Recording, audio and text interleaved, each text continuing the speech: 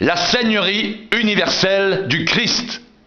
La proclamation de la mort et de la résurrection de Christ vaut simultanément déclaration officielle de seigneurie universelle du Christ, dont le sacrifice était en fait le véritable but, comme l'expriment très explicitement les versets suivants.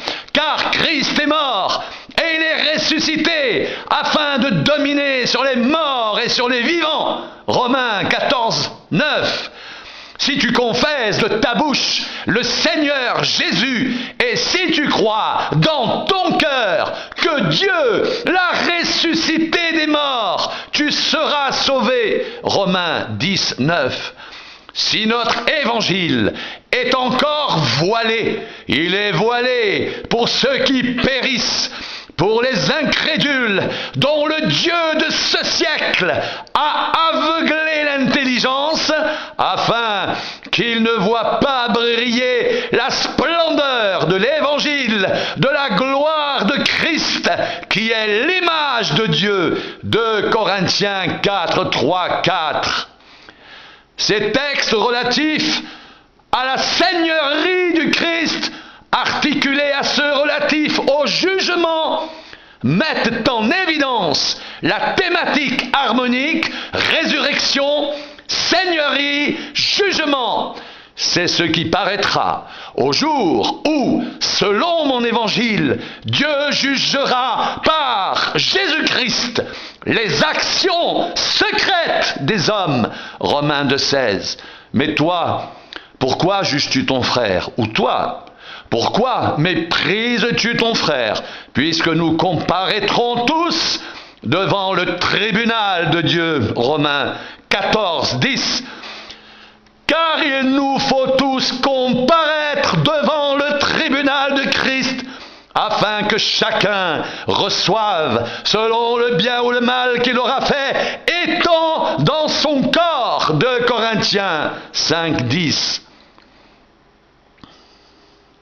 Dans la pensée de Paul, le jugement à venir est un constituant indissociable du bloc de la foi et de la fonction judiciaire, un attribut structurel de la seigneurie universelle de Christ acquise par sa mort et sa résurrection. Ainsi, le temps de l'accomplissement des prophéties, l'âge messianique, a bien paru selon un plan arrêté et une prescience divine réalisée en la personne du Fils unique de Dieu par son sacrifice à la croix du calvaire, l'acte rédempteur accompli décisivement et définitivement à la fin de l'histoire en sa personne par l'événement de la croix. Jésus, le héros, auteur de notre salut éternel, est exalté et glorifié à la droite de Dieu dans la toute-puissance eschatologique éternelle comme chef messianique du peuple qu'il s'est acquis au prix de son sang. L'effusion du Saint-Esprit dans la communauté messianique sera dès lors le signe de la puissance et de la gloire présente du Sauveur au milieu d'elle, l'âge messianique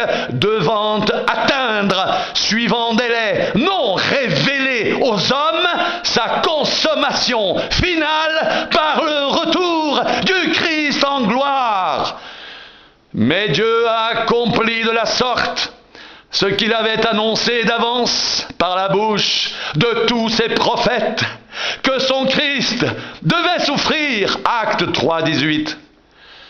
Tous les prophètes qui ont successivement parlé depuis Samuel ont aussi annoncé ces jours-là. Acte 3, 24. Après cela, je répandrai mon esprit sur toute chair. Vos fils et vos filles prophétiseront, vos vieillards auront des songes, et vos jeunes gens des visions. Hommes galiléens, pourquoi vous arrêtez-vous à regarder au ciel?